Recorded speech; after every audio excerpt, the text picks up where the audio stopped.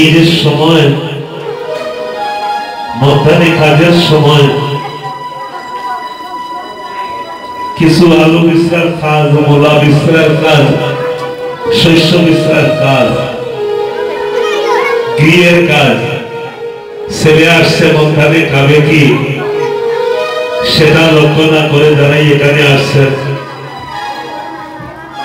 সেদিক ভুলে যান কিছু সময়ের জন্য। হরে কৃষ্ণ। সেদিকে কিছু নেই,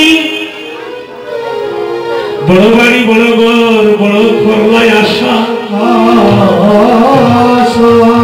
আর সেই ঘর ভাঙ্গে আনিবে মন একদিনে তোমার নদীর কীর্তনে মন রকম কীর্তন শ্রবণ করা। লক্ষ মানুষ যদি এখানে আসে কীর্তন হবে না, ভক্ত থাকতে হবে, ভক্ত হতে হবে। ভগবান বলেছে আমি লক্ষ্যের মধ্যে থাকি না, আমি আমার ভক্তের হৃদয়ে থাকি। আমরা যদি 5 জন ভক্ত আসলে পেয়ে যাই, মধুর মধুর কীর্তন করা যায়। লক্ষ লক্ষ মানুষ থাকতে পারে, ভক্ত যদি থাকে না, ভগবান সেখানে থাকবে না। তাই যারাই আসছেন, বিগত দিন এখানে কীর্তন অধিবাস করেছিলাম, আজকেও আমি অধিবাস করব, আপনারা আশীর্বাদ করবেন। আজকেও একটা বড় প্যান্ডেল অধিবাস কীর্তনে চলে যাব। আমার জন্মধন্য হয়েছে বিগত দিনের অধিবাস কীর্তনে। ছেলে জানেন, কিছু কথা না বললে হয় না। যদি মানুষ হয়, মনুষ্যত্ব জ্ঞান থাকে, জানতে পারবে এই যে আমরা যেখানে বসে আছে সেটা হচ্ছে শ্রীবাসের অঙ্গ, সেটার মর্যাদা দিতে হবে। জানি না গত বছরের আগের বছর, প্রতি বছর আমি কিছু কিছু কথা বলি, খবর কথা হলে ভালো কথা না। সব মন্ত্র বিষ নামে না, হরে কৃষ্ণ। সব মন্ত্র বিষ নামে না।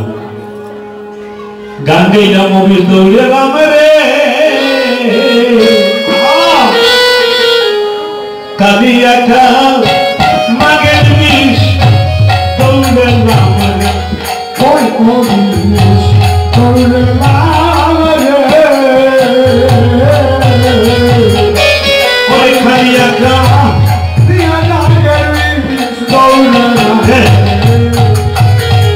গান হচ্ছে একটা অলঙ্কার।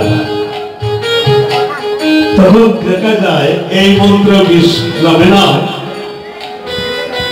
তখন কারুলি উল্লাস মন্ত্র গান দিতে হবে, যে বিষের বিষ নিয়ে আসতে পারে। কারুলি যারা দেওয়া মাত্র এখানে মামাসি পিসি কেউ বসতে পারবে না, সেটা আমার ধর্ম কথা। মনে কিছু দিবেন না, কারণ হলো দেবাদিদেব মহাদেব বলেছিলেন এক দেবতা করে পূজা, অন্যের করে অপমান। আর সেই জন মনুষ্যের মধ্যে পশুর সমান। আজকে যাই কিছু করেন না কেন, বাড়াবাড়ি কোন দেবতারা করেন না কেন, যদি আমার দেবী কুশলী ছেলে যে পূজা করেন আপনারা, যদি বেটি ছেলে যায় কেউরির বাকিরা ছেলে শোনা। হরে কৃষ্ণ। প্রথম যৌবনে ত্রিদেশের ঈশ্বর দেবাদিদেব মহাদেবকে ডলাইয়া ফেলেছে। এই জগৎ জননী অন্নপূর্ণা মহামায়া, যে মায়া শক্তির দ্বারা এই জগৎকে আহার নিদ্রা সবকিছু একত্রিত করে দেবী দুর্গা রেখেছেন। যে জগৎকে জড়জগতের দেবী, ও দেবীকেও বেটিয়ে পারে নাচতে না।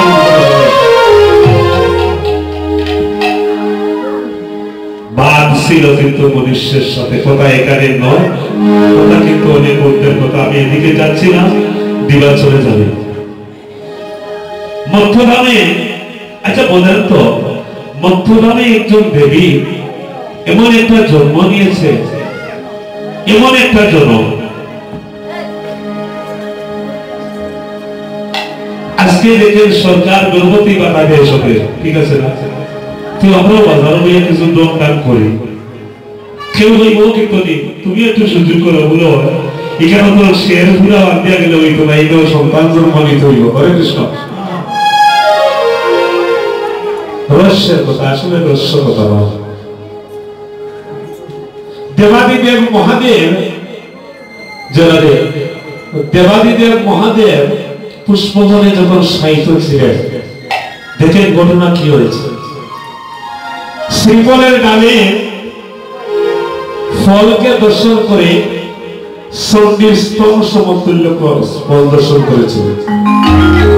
যার কারণে দেখেন আজকে আমরা দেবী দুর্গাকে পূজন করতে পারলে সেই দুইটা ফল দিয়ে স্তন দেওয়া হয়। সেটা কোন কাল্পনিক নৈবন্ধের কথা নয়, শাস্ত্রের কথা। আপনারা লক্ষ্য করবেন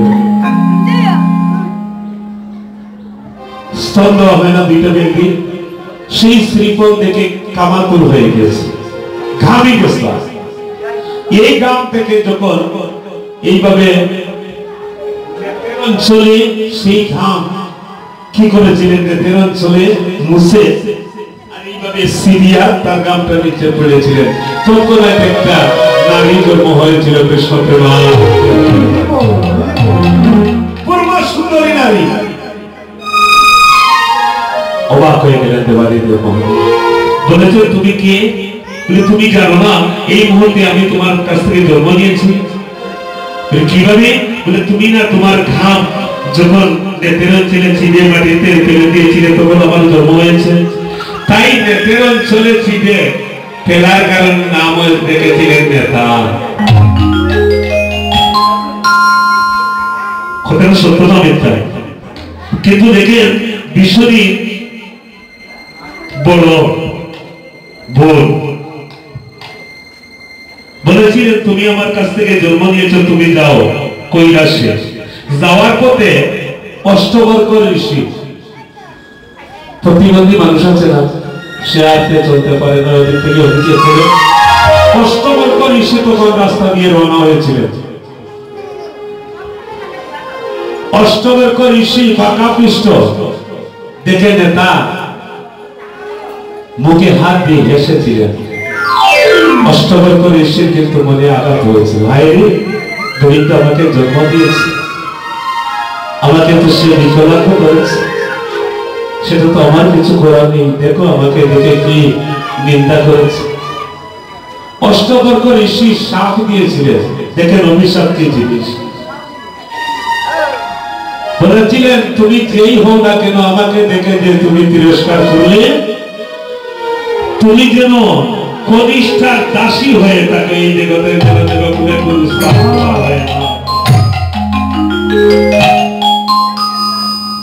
এখানে আসা মাত্র দিবে মুক্তি পায়, আর আসা মাত্রই জীব নরকে চলে যায়। কথাটা মনে রাখতে হবে, সেটার পবিত্রতা আপনারা বজায় রাখতে হবে। আপনার শিশু আপনার তুলে নিয়ে আসছে, এখানে গিয়েছে 2 টাকার বাদাম নিয়ে আসছে, বাবু তুমি এখানে খাও, কেউ না বাবা ওদিকে সরে খাও, অবশ্যই সন্তান কথা শুনবে। এই মন নিয়ে কীর্তন আসরে আসবেন, আমাকে গালি দিবেন, আমি আবার কীর্তন করেছি, আগামী বছর এসে কীর্তন করবো, কখনো না। আজকেও আমার যদি জীবনের সন্ধ্যা অতিক্রম হয়ে আসে তাহলে আমি আর কীর্তন করতে পারবো না। আমি সবার চলনে এই কথাটাই বলে যাচ্ছি, বৎসর বৎসর দেখেন এই পবিত্রতার কারণে। আমি এখানে দেশে দেখি আমার দাদা একটা গাড়ি নিয়ে, ওই দাদা একটা পরিবার বেশ করেছেন। কারণ কি? মনে কিছু নিবেন না, এই পবিত্র স্থান মুহূর্তের মধ্যে অপবিত্র হতে পারে। বলা বাহুল্য, কেউ বলতে পারে না মাসি পিসি যারা আছেন এখানে বসে আছেন, কার কি হয়ে যাবে বলতে পারে। তাই বলেছেন ভজনে যদি হয় ক্ষুদ্র অপরাধ, মহা মহা ভজনে পড়ে যায় বাস। আবার দেখা যায় দেবাদিদেব মহাদেব পুষ্পসজ্জায় সজ্জিত শ্রীফলের ডালে শ্রীফল থেকে যখন কামাতুর হয়েছিলেন, ওই বীর্যপাত হওয়ার পর এই বীর্য গিয়েছিল পাতালে। হরে কৃষ্ণ। একটি পদ্মপত্র উপরে যখন বীর্যটা ছেড়ে দিয়েছিলেন, শুয়া নামে পাখি এসে তাকে ভক্ষণ করেছে। পাখি যখন ভক্ষণ করেছে, ঠোঁট ফুঁড়ে, মুখ ফুঁড়ে আর পুড়ে হিয়া আর উড়িতে না পায়ের পক্ষে দিয়া পাকা জ্বালা। ব্রহ্মার সদনে গিয়ে বলেছে, আমি কি আহার করেছি জানি না। ব্রহ্মা চিন্তা করলেন, তুমি কি আহার করেছো জানো? মহাদেবের মহাবীর্য তুমি আহার করেছো। যেখানে তুমি আহার করেছিলে সেখানে গিয়ে তুমি উদ্গার করো, নইলে তুমি আর প্রাণে বাঁচবে না। এই পত্রের মধ্যে যখন জলের উপরে এই বীর্য ছেড়ে দিয়েছিল পাখি, ওই বীর্য পাতালে গিয়ে একটা মহিলার রূপ ধারণ করে একটা নারীর জন্ম হয়েছিল। কৃষ্ণকে দেবাদিদেব মহাদেব জানতে পারবেন না। সেখানে বিদ্যা শিক্ষা অর্জন করে কিছু শিয়া হওয়ার পর সবাই মা ডাকে, বাবা ডাকে, ভাই ডাকে, বন্ধু ডাকে, সে তো আর কিছু ডাকতে পারে না। ব্রহ্মার কাছে বলেছিল, হে ব্রহ্মাদেব, এই জগতে সবার সব কিছু আছে, আমার কেউ নাই, আমি কোথা থেকে এসেছি? জয় রাধে। বলেছিলেন, হ্যাঁ এই জগতে তোমার একজন পিতা আছে। বলেছে, আমার পিতা কোথায়? বলে, এই লোকে নয়, তুমি এখন আছো একটা লোকে, আরেকটি লোক আছে মধ্য লোক, সেখানে তোমার পিতা আছে।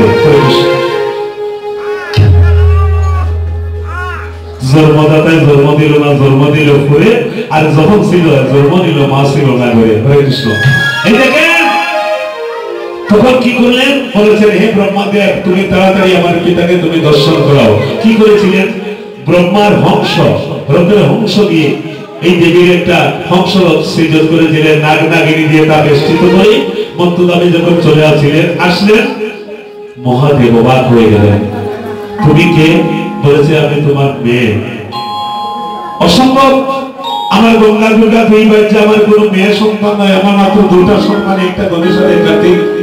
তুমি ছলনা করো না, তুমি আমাকে আলিঙ্গন দাও। হরে কৃষ্ণ। এমন ভ্রান্তি ঘটেছে, আমাদের মানুষের নয়, দেবতাদেরও ঘটছে, দেবতারও ঘটছে। আমরা তো সাধারণ মানুষ। যখন বলেছেন, তুমি ছলনা করো না, তুমি আমাকে আলিঙ্গন করো, বলেছেন না তুমি আমার পিতা। বলেছেন না, আমার কোনো কন্যা সন্তান নাই। বলেছেন, এই ত্রিদেশে দোহাই দিচ্ছি, ব্রহ্মা বিষ্ণু দোহাই দিচ্ছি, স্বর্গ নরক পাতাল 14 ভুবনের দোহাই দিচ্ছি, তুমি আমার পিতা। বলেছেন না, আমি তোমার পিতা নই। সেটা দেখা যায় মহাদেব লাম্প দিয়া ধরতে যায়। বলেছেন, দাঁড়াও, তুমি এইভাবে আমাকে তুমি অত্যাচার করো না, তুমি আমাকে একেবারে মেরে ফেলো। কি করেছিলেন? বান মেরেছিলেন। যে বান চাইলেন সেটাই পুষ্প এর চরণে পড়ে। দেবী তখন বলেছিলেন, তুমি এত বান মেরেছ, আমাকে আমার একটা বান সহ। সেই দিন ত্রিপুরারি মহাদেবকে একবারে ধ্বংস করে ফেলেছিলেন এই পুষ্প বনে জড়াতে। কথাটা কিন্তু সত্য। এখন দেখা যায় পৃথিবীর অবস্থা খারাপ হয়ে যাচ্ছে। কেন? এই যে ব্রহ্মা বিষ্ণু মহেশ্বর, মহাবিষ্ণুর অংশ হলেন ব্রহ্মা বিষ্ণু মহেশ্বর, আর আপন আপন বিষয় নিয়ে বিদ্যা আছে নিরন্তর। দেখা যায় পৃথিবীর এই অবস্থা কেন? দিয়ানস্ত হয়ে ব্রহ্মা চেয়ে দেখলেন মহাদেবের অন্তিম সময় চলে আসছে। বলেছেন, তুমি তাড়াতাড়ি তোমার পিতার প্রাণদান দাও, না এই পৃথিবী থাকবে না। তাই আমি অনুরোধ করবো, এক দেবতা পূজা করা ঠিক নাই। এক দেবতা পূজা করে অন্যের অপমান আসে, এই জন্য মনুষ্যের মধ্যে কিন্তু পশুর সমান। দেবতা আমাদের মতো বস্তু নয়, অবশ্যই কিছু ঊর্ধ্বের বস্তু। আজকে আমরা যারা এখানে সমবেত হয়েছি, দেবতারাও প্রার্থনা করছে, হাই রে, আমরা যদি মানব কুলে জন্ম নিতাম, তাহলে এই যে ভক্তর সঙ্গে হরিনাম কীর্তন শ্রবণ করে, হরিনাম কীর্তন করে এই ভব নদী পার হয়েছে।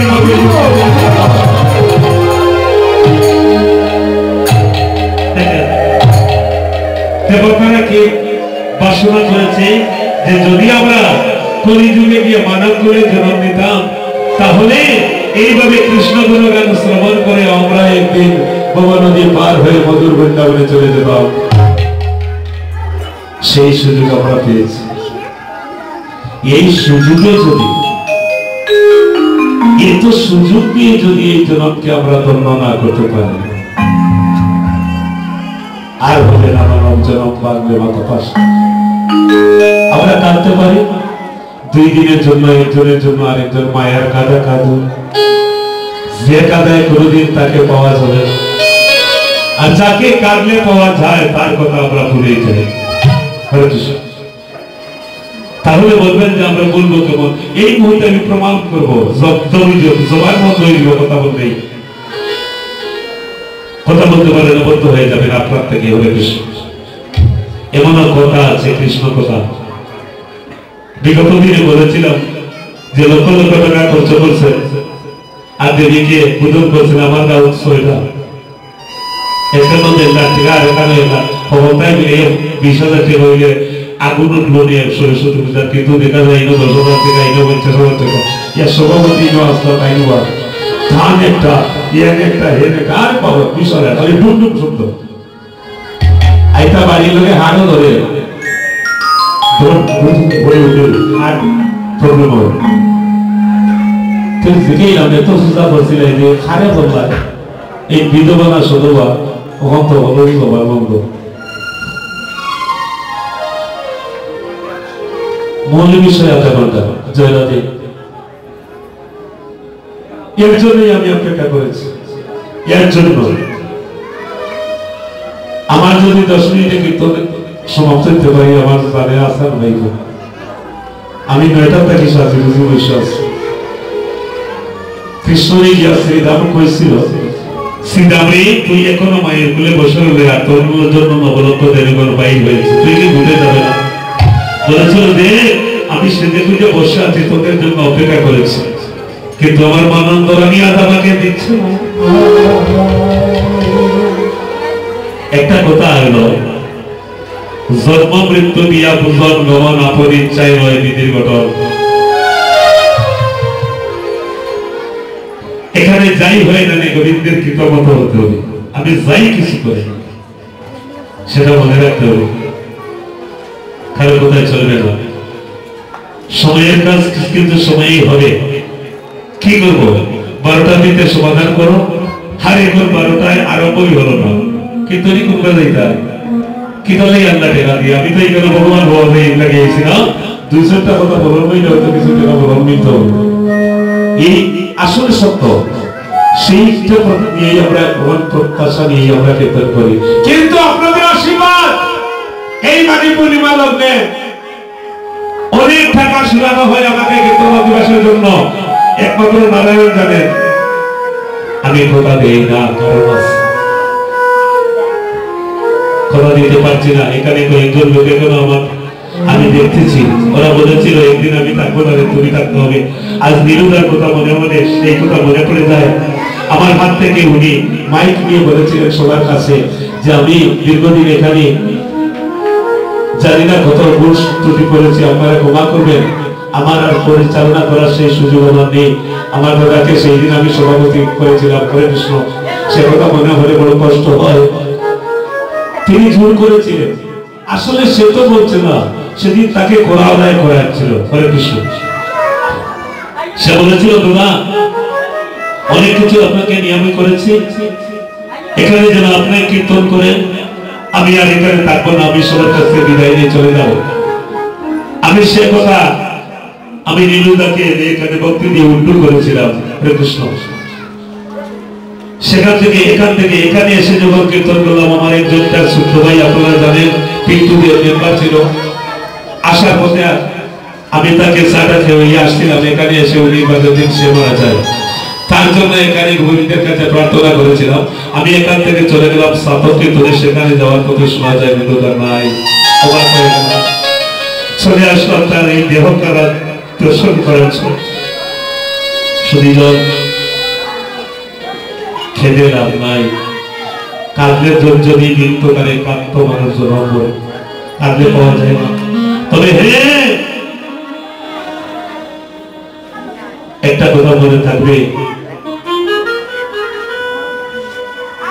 আমরা যেই যে কুলে জন্মগ্রহণ করি না কেন, চতুর্বর্ণ মায়া শ্রেষ্ঠ গুণকর্ম বিবেকেশ্বর, যার যতটুকু গুণ আছে তার গুণের কথা নয়, জন্মে এ জন্মে বেঁচে যতদিন থাকবে তার গুণের কথা না একবার স্মরণ করবেন।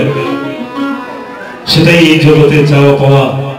এখানে কিছু করিয়া গেলে তার গুণের কথাটা একবার স্মরণ করবেন, দেখবেন মনে শান্তি পাবে, তারও পরমাত্মার শান্তি হবে। কারণ মানুষ মরে যায়, তার যে শেষ নয়, জন্মের পর মৃত্যু, মৃত্যুর পর জন্ম। এই আত্মার কোনো বিনাশ নাই। আত্মাকে রোদেও শুকাতে পারে না, বৃষ্টিও ভিজাতে পারে না, কেউ ধরে রাখতে পারে না। সে এমন একটা জিনিস, কোথা থেকে আসে আর কোথায় চলে যায়, ব্রহ্মাণ্ডের আজব যারাই আছেন এই দুঃসময়ে, পৃথিবীর একটা দুঃসময় চলে, তবে এখনো নয়। পৃথিবীর দুঃসময়ের সম্মুখে আসতেছে, সেটা হলো লাস্টের একটা যুগ, সত্য ত্রেতা দাপর বলি। চারটা যুগের শেষ যুগে একটা প্রলয় হয়, মহাপ্রলয় আসে। প্রলয়ের একটা সূচনা আরম্ভ হয়ে গেছে। আমার মনে পড়েছে কতদিনের কথা বলেছি, এই দিকের ফটো দিকেছে, এই গ্রামে কারা জন্মগ্রহণ করেছিল, কত বড় বড় মানুষ ছিল। এখানে বসলে অনেকটা জায়গা নিয়ে একজন বসে থাকতো। আজকে আমরা যারা বসেছি, ওদের ওজনের অর্ধভাগ ওজন আমার শরীরে নেই। কেন? আমরা এই জায়গার প্রমাণ, ধীরে ধীরে আমরা দিন থেকে কিনতর হয়ে যাব। হরে কৃষ্ণ, একেবারে বিলীন হয়ে যাব। তাই দেখে এই যুগে কালের ধ্বংস হবে।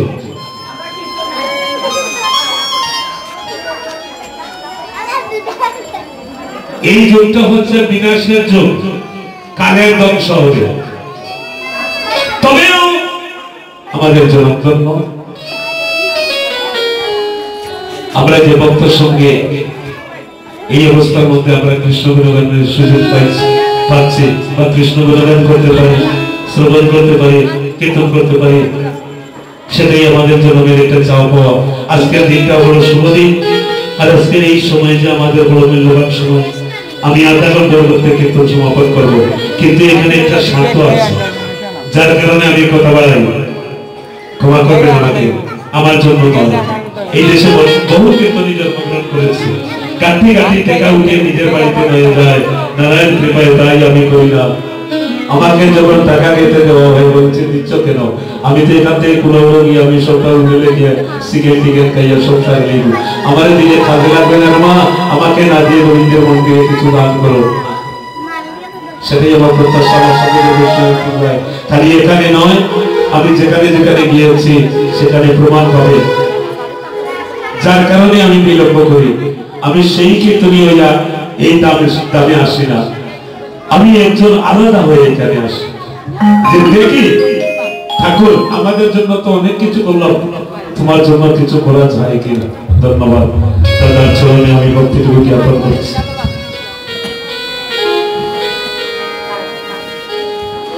তার বাড়ি কি জায়গা?